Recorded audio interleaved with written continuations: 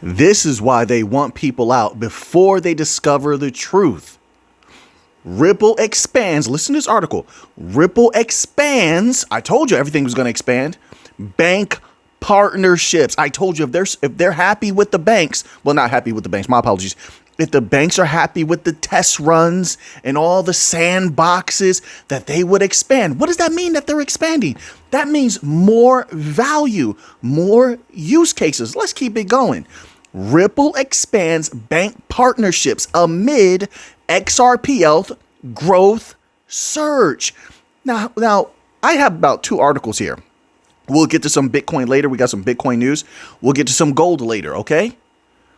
But there's all types of evidence coming out now. People are discovering evidence left and right, from documents. Some of these things are coming from speeches. This is why it's good to do research. And it's all coming out. Some of the most bullish information that could possibly come out right now. But let's read this little tidbit here. All right. So now it says this.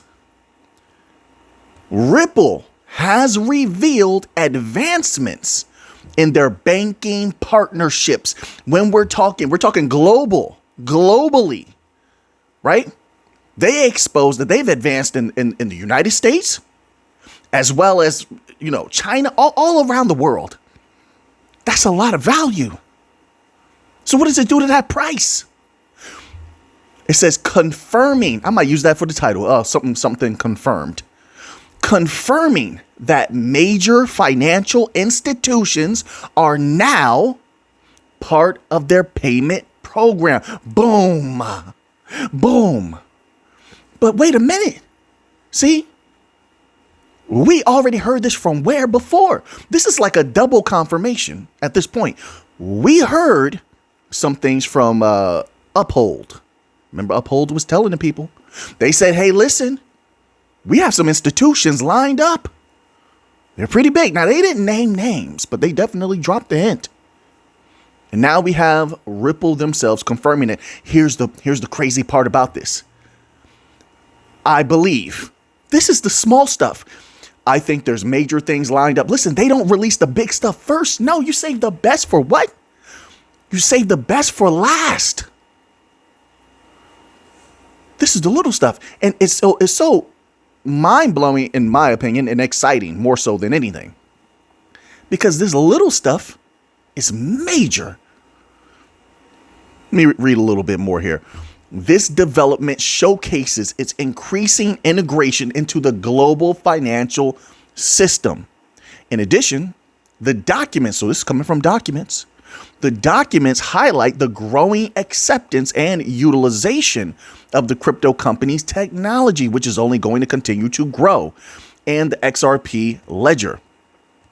Then it continues on here. It says Ripple major bank partnerships. In the latest XRP news, wait a minute, before I go here, I want you to know something. Did you see the article that came out today where they confirmed something I said again? I said before they could get the BRICS payment system off the ground, that there would be the advent of local digital currencies, that a system, a network of local digital currencies, which would all have to be interconnected, which is where the new financial system comes in. I said that would have to come first. That's more logical. That's more feasible than a total system for BRICS as a whole. That would come later. And now we had an article come out today, right? Look this up, research this, where they confirmed it. They said right now, some representative from BRICS Nation, right now, the BRICS system as the one currency they're trying to build, it's not feasible to come out right now. I'm thinking the next few months or so to the next year. But they said local currencies are feasible. Of course, they've all been working with the private networks, with the private companies, NBFIs, non-banking financial institution fintechs, right? But what does that mean for the new financial system? Folks, that means money. That means they're going to be siloed. That means these systems are going to be fragmented. That's a lot more money. Isn't that what you want? You want to make money? I mean, not financial advice. We're having a conversation here, right? I'm here for the money. I'm here for that bank money. Let's be clear on that. It says here, the updated list of partners includes, and let me be excited for a minute. I'm not excited every single video. This is a good one right here. This is some good news today. The updated list of partners includes significant financial institutions in China, Hong Kong. Of course, they do that separation between mainland and Hong Kong. They have two different things going on. You have the Hong Kong dollar. They have a different type of system, although they're one China. You got to understand there's a differentiation there. All right. So China, Hong Kong, and the Philippines, which we know we have a lot of legs. We have a lot of connections is what it means in the Philippines. It says notable banks identified in the documentation include Agricultural Bank of China, Bank of Beijing, and Standard Chartered Bank. Despite previous doubts, the documentation confirms Bank of America. You think that they're alone? They just have the guts to come forward and say, yeah, we love XRP. Yep, that's right. We love XRPL. They're not alone. It says confirms Bank of America's ongoing engagement with their platform since 2018. What does that mean? They've been getting prepared. Ongoing. So what have they been doing? Testing the system. For what? For the time where it comes to flip the switch. That means a bunch of banks come online all at once onto the system because that's how you benefit. You don't benefit with 1 to 2 banks or 3 banks. No, you have to have a whole bunch of them come online at the same time, using the system at the same time. And that's how the system functions at its peak, at its best. Why do I say that? Am I just saying that off the top of my head? No, I'm not. In some videos, some time ago, we read from an expert who went over how these networks are supposed to deploy. And that expert, this is what they do for a living. They confirmed it's best when you have a bunch of companies or banks utilize the system, start it all at the same time. If that's not what we can call a flip of the switch moment, I don't know what is. I don't know what is. But here's the thing about that flip of the switch moment. If they all begin to utilize XRP or XLM or Algorand, Quant, XDC, LCX, whichever, if they all begin utilizing those systems all at once, is it unreasonable to expect there will be a massive skyrocketing in the value of those things? Is that not logical? That value was skyrocketing. We're talking about a high volume and lots of high value all at one time. Those prices will not stay where they are right now. That's not going to happen. I don't think that's reasonable. I don't think that's logical. I could be wrong. Tell me I'm wrong. Go ahead. It says here. So Bank of America confirms their ongoing engagement. The partnership with banks in diverse locations highlights the crypto company's capacity to support financial transactions and services. They go deeper here. This article is from CoinGate.com. You want to read the rest of it. They go much deeper here, but I don't have time to go through the entire article. Very good article. We're going to move on to another one because more information is coming out. All right. It's all coming out now. It's all being exposed right now. Isn't that interesting that they're predicting that there could be a massive explosion in Bitcoin in the fourth quarter, right? And then now we're getting all this information about XRP, right? I did hear a little bit about Solana and the ETF, and, we'll see how all that goes. I'm keeping up with the Solana stuff. Don't worry about that.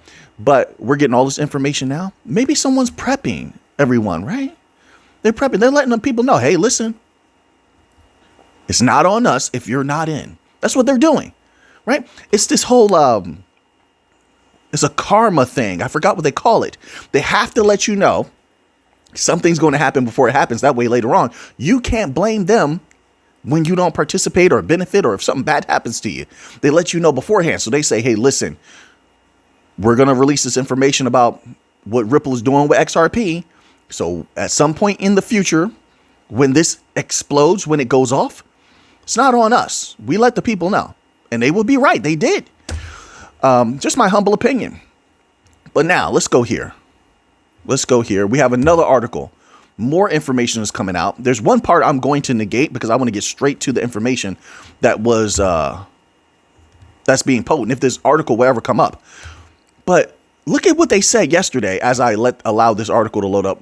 Look at what they said in that video yesterday where they're talking about the scarcity of XRP. Why would that even need to be discussed unless it's a possibility? But why would that even be a possibility unless after these few years we've been here on this channel, about 3.5 now, something like that.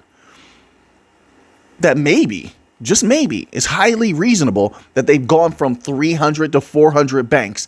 Maybe they're somewhere north of 800. If Ripple has continued to work, why would they not have increased those numbers, doubled them at least? If you're a good company, you're at least doubling your business. So if you had 300 to 400, that was 3 years ago. Is it far-fetched to believe that maybe they have 700, 800, 900 banks? I firmly believe they're going to take at least 1,000 banks. We put these numbers out on the channel many times. There's thousands upon thousands of banks globally. And we have a global network to move value for banks anywhere, easily. I think 1,000 banks is reasonable. But if you have 1,000 banks, 800, 900, let's say, we take a lower number. At that point, with these private ecosystems, haven't I said that? You're about to hear from an expert that's going to tell you. With those private ecosystems, if you're going to have a large allotment of XRP circulating around in those closed ecosystems, XRP becomes rare. Yes or no? Those private ecosystems not letting the XRP come out because they don't know they're going to be able to get their hands on it again because they know how much people covet XRP. Imagine you got a lot of those private ecosystems going on, and banks are going to use closed ecosystems 100%. But remember, what did David Schwartz say? There can't be two XRP prices. So don't worry about that, because I know that might pop into someone's mind. Maybe they're new. I don't know. There can't be two XRP prices. Who do you think they want to benefit from XRP once all this pops off? You think they want the regular people to benefit from XRP? You think the big companies don't know that once they start using this, the price could rise dramatically? Then in that video yesterday, did you see the video yesterday? In that video, I showed the article where they said 20%, and they always lowball the numbers. Remember I told you about the job numbers being fake. I told you those numbers are manipulated. Then they came out last week and confirmed that. I know my stuff. I'm telling you. They came out and confirmed that they lied about the job numbers. They're 30% lower than what they were. Than what they said they were. All right. They always manipulate the numbers. So now if they're saying 20%, if we stick with that mind state, that realization, if they're saying 20% of institutional investors are holding XRP or trading XRP, whatever, we know it's probably much higher. It was probably much, much higher. It's just my humble opinion. But now, this article is titled, Pundit sets $10,000 XRP price, citing comments from Ripple CBDC VP. Let's get right to the information coming from, I believe this is James Wallace. And we used to keep up with a lot of what James Wallace was saying from his videos. You know, they used to have a lot of videos of him speaking, interviews and such. He always has something potent to say. This is what it is. This is coming from Levy. Levy discovered this. And this is coming from James Wallace. It says here, in one of his interviews, as usual, Wallace explained that Ripple is developing private versions of the XRP ledger specifically for central banks. Not one. You see, pay attention to that verbiage. Multiple. People don't understand what's coming. They don't understand. Multiple closed ecosystems. Let's keep it going. He noted, what did Ripple say is the best thing they have? They clarified it this year beyond any doubt. They said XRP is the best. David Schwartz also chimed in on it. XRP is the best. The stable coin only complements XRP. All right. It's only there to bring in more business, make it easier for them. They said XRP is the best, which means in these private ecosystems they're building, what would they put forward other than their best, which is XRP? So XRP is in the game in a closed ecosystem. Let's keep going. It says here, he noted that they built these private ledgers on the same technology as the public XRP ledger, but restricted them to authorized users. Notably, this approach allows central banks to maintain privacy they require while still benefiting from the robust proven infrastructure of the XRP ledger, which has processed billions of transactions today. That's nothing. I don't care about those transactions. Neither do you. You know why? Because that means nothing in comparison to what's coming in the future. But what's coming in the future is what we desire. Because that's what, in my humble opinion, right? I only speak for myself, not financial advice. That's what can make that price skyrocket. But let's keep going. Wallace emphasized that this private blockchain model gives central banks the security and control they need. We all know that. All right. But wait. Says, meanwhile, he had a second interview. Why are they dropping all this information now, folks? Something's coming. Something's happening. This isn't for no reason. Every effect has a cause. In a second interview, Wallace highlighted the role Ripple plays in global financial markets. He revealed that Ripple is actively part of more than 10 ongoing projects with central banks. 10. You understand how many other banks they influence, how many different jurisdictions they influence. They will bring the central banks are going to bring the other banks. All right. Their value. Oh, pardon me. I'm a positive person. I'm counting that money in my head. I'm counting the value. I like to picture my value in dollars. I don't care. Say what you want. I love gold. I have gold. I love silver as well. But I like to picture myself counting dollars. I do. That's why. And so in my mind, I'm just picturing that and I'm having a good laugh at it. These are good times. It says here, Wallace also pointed out that these projects are not only for developed economies. I told you we're going to take the money from everywhere. Just my humble opinion. In emerging markets where traditional banking services often face limitations, Ripple's technology could be particularly transformative. What he's saying is we've got them right where we want them. See, they want, when it comes to RWA, real world asset tokenization, they want what they can never have, the legacy system. We have what they desire, access and the ability to move value out of Latin America, Africa, in a way where everyone who participates will benefit. The locals will benefit. Those who participate in the system will benefit. Those local businesses will benefit. The legacy system will benefit. And the crypto companies, 100% will benefit. We're talking gold, folks, silver, oil, copper, zinc, corn. All value will be tokenized or can be tokenized. That's what they want. What he's saying right here about emerging markets is one of the greatest advantages that we have to move massive amounts of value. Something that the legacy system cannot do. And that's why it was important all those years to set up those infrastructures, to set up those connections. That's why Ripple and Stellar were going down to Brazil and all these different places, shaking hands, helping them test their CBDC technology. There was a reason for it. And now it's all starting to be unveiled. I don't know when everything's going to pop off. I just know that what we're seeing right now is crucial to what we desire to happen in the future. All right. So now, it says Wallace noted that central banks are not, they're dropping bombs today, folks. If people don't like this, I don't know what they like. Wallace noted that central banks are not equipped to manage retail accounts directly. See, and this is why the commercial banks took umbrage to a lot of this. They were like, wait a minute. Are you trying to step on our toes? Because we deal with the retail, right? They can't do it. They're going to need help, right?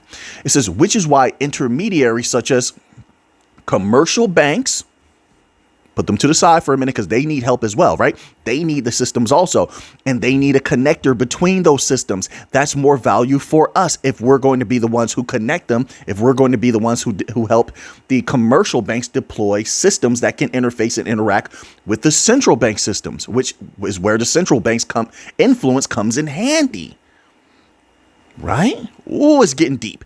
It says here. So it says, such as commercial banks, wait for it, fintech companies. Boom. Oh man. Ripple, Stellar, Algorand, Quant, Flare, Solana, Chainlink better be doing your job. You better be doing your job. I think you are. I believe you are. Be on that job. All right. Big opportunities here. It says, and payment providers will continue to play a critical role in emerging markets where banking penetration is low. These intermediaries could use Ripple technology. Remember when people used to say, we are the bridge, connect everything, bridge everything, all that good stuff. Right. That has remained a truth, whether people say it anymore or not, whether people have become tired of saying it or tired of believing or not. It doesn't change the truth. It doesn't. It doesn't. I don't know the future. I'm not a psychic. I just know what I'm seeing now, here and now. All right. And this is getting hot real fast. So now let me move on here. All right. Let's move on here. A little Bitcoin news. Squeeze this in because I forgot the Bitcoin news the other day. My apologies. My apologies. I know some of you want that Bitcoin news. All right. So now,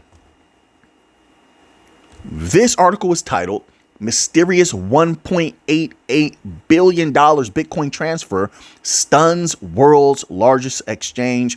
What is going on here? We need a little clarity. It says an unexpected twist on chain when, according to data from Whale Alert, 30,000 Bitcoin, a colossal sum equivalent to $1.8 billion at current prices, was transferred to the world's largest crypto exchange, Binance. We get a little drop in price maybe coming soon. Then they give out the address numbers, but that I'm not concerned with. It says here, after that, the transaction history shows 233 Bitcoin were sent to another cold wallet of the black and yellow crypto behemoth, Binance. Writers just trying to be creative.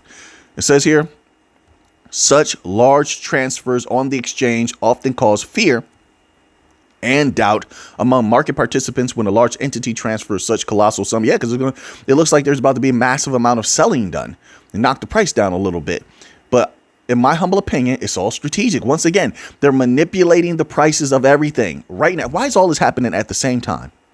They're manipulating the prices so that their buddies can get in at a lower price, at a better position, because there may be a massive explosion coming and they want to get in low and ride that price all the way up. Keep in mind also, a lot of those big entities have customers that they have to come back to and say, hey, listen, we brought in some good stuff for you. You know, we brought in some good value on top of what you added into the pot.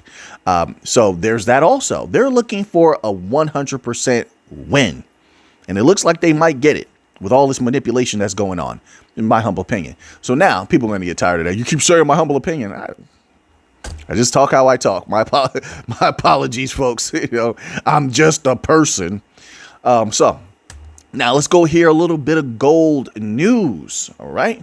Gold continues to do well. And as things get worse in the world, gold will get better. It's just like that.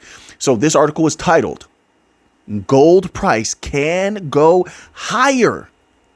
Oh, I love gold. I'm telling you right now, I don't know if there's anything I love more than gold right now as far as any asset that I'm holding. Gold price can go higher. It has not seen euphoric overshoot. This is coming from Midas Touch, all right? It says, with its move above $2,500, the gold market continues to defy expectations, and one market analyst believes the precious metal still has room to grow. From what I've seen, and now understanding that certain buying has picked back up, I had another article somewhere around here where it showed that, I think it was in July, China's buying increased by 17%, even though for a while they said that they were going to lay off. They didn't. Things like that, geopolitical tensions are increasing. Oh my goodness, this world is crazy. But that also sparked a little uptick in gold, right? Safe haven buying. It says here, in his latest report, that could push gold up. In his latest report, Florian Grums, managing director at Midas Touch Consulting, noted that gold's move last week to a new record high hit his November 2023 price target. He added that the breakout above $2,500 could signal a clear trend phase. He pointed out that gold's relatively orderly uptrend strongly indicates that prices can continue to rise. Grum's outlook comes as gold prices consolidate their recent gains at elevated levels. December gold futures last traded at $2,551.70. down 14%, 0.14% on the day. I still can't. When I look at that gold price and I remember to myself where I picked up gold, I still can't even. I can't even believe that it's gone this high. I'm very grateful. I'm very, very thankful. But man, yeah, I think it could go a little bit higher. We shall see. We shall see. So now that you have that information, what are you going to do with it? I know what I'm going to do with this. So until next time, everybody, let's get to the money.